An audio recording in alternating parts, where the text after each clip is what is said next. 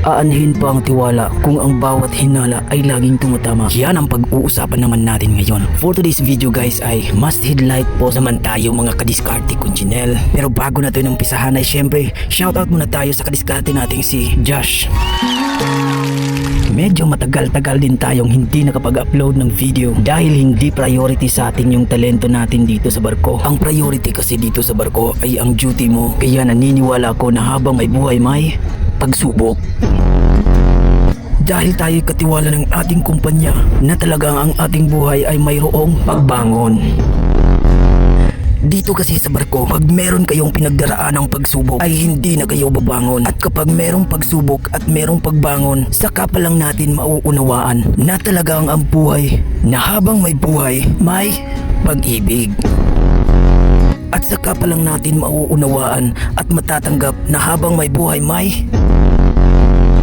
I-comment nyo na lang po sa baba. Bibigyan ko ng 10,000 kung sino man ang makapagbibigay ng tamang sagot. Kaya good luck sa inyo mga kadiskarte kunchinel.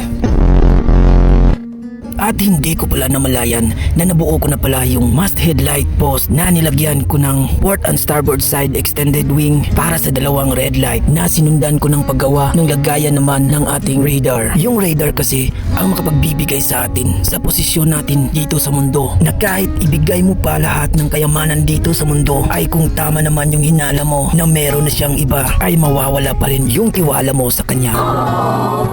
Balik naman tayo dito sa ating must headlight post na malapit ko na rin matapos dahil sa pagtitiwala ko sa sarili ko at sa mga hinala kong patapos ay natuto na rin ako na palayain para sa pagpapatuloy ng buhay ko. At ito lang yung pumasok sa isip ko na loyalty is hard to find and trust is easy to lose. Kaya nung naging loyal ako sa kanya ay sa iba pala niya binibigay yung loyalty niya. Yun lang ang masakit. Kaya naman natapos nyo ang video nito ay sana na may supportahan nyo ang mga diskarte ni Janelle at mag-comment na rin kayo para sa ating susunod na video.